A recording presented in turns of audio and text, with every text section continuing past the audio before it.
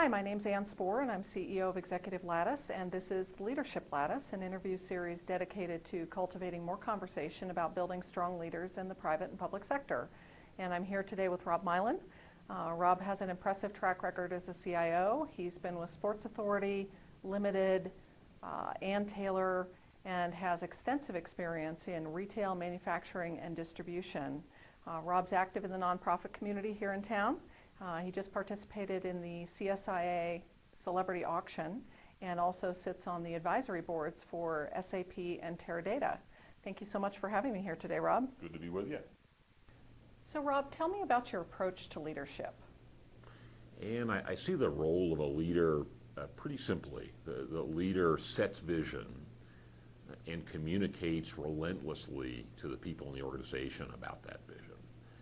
So it's the leader's job to understand where do we need to go, what's the picture of the world or the business when we get there, and why that matters.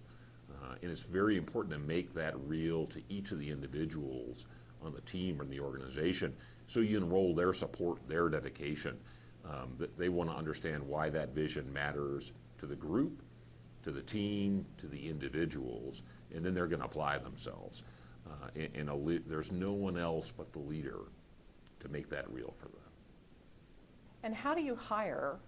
And when you're hiring, what qualities do you look for? So when we're hiring here, I interview each finalist for a management position because it's so critical that I see within them their ability to grow talent. So I'm looking for managers to be able to win today, whether that's on a project or a technical issue or a customer relationships issue, but also be building their team to win more in the future. So I look for an understanding and experience in how you teach folks on your team, and look for candidates to be able to explain where they've done that well, where they've had failures, and what they've learned from those failures. Every manager has a responsibility to themselves, to the folks that they lead, and to the organization at large. So it's a pleasure for me to be part of that hiring process, and I think it helps candidates understand what I value and what the organization at large values and expects from them. You know, in an interview, I will always ask for examples around where a manager has worked in a high-performing team situation or a high-performing individual, as well as a situation there have been problems with performance. Because I want to hear how they operate in both of those kinds of situations. Did they understand ways to take advantage and enhance a high-performing team? Do they understand how to turn around low-performing? And also make decisions on, when we've gone far enough and perhaps we need to change this person into a different role because they're not going to be successful on the team. So it's important that a manager has seasoning really in all of those kinds of situations. Tell me about how you build high-performing teams and a strong culture within IT. Simply put, the message that I give people is we all succeed together or we fail together. Within my department, within most parts of a company, it's rare that you succeed because one person or only one team wins alone. You succeed on the things that matter by having people and teams working in concert.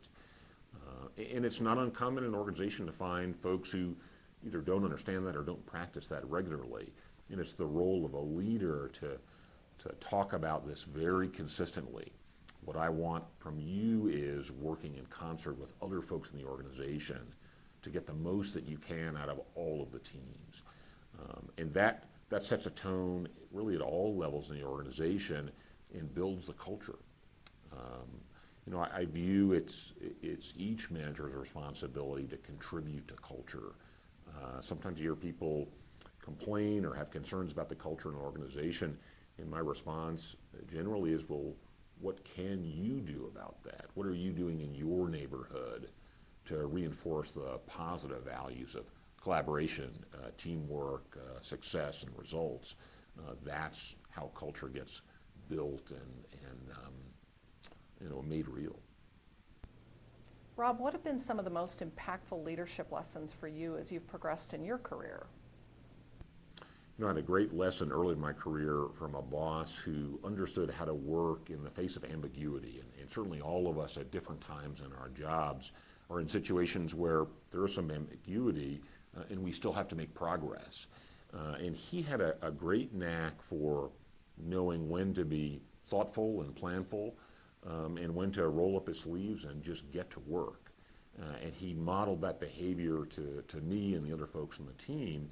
And we kind of learned by observing that sometimes it was okay to not have all the answers and to start rolling forward. And in that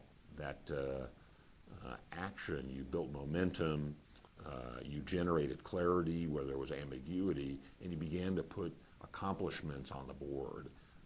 That helped motivate the team, and in itself helped create clarity about where we were trying to go. And I've used that innumerable times in my career and talked with folks in my organization about the value of rolling up your sleeves and moving forward.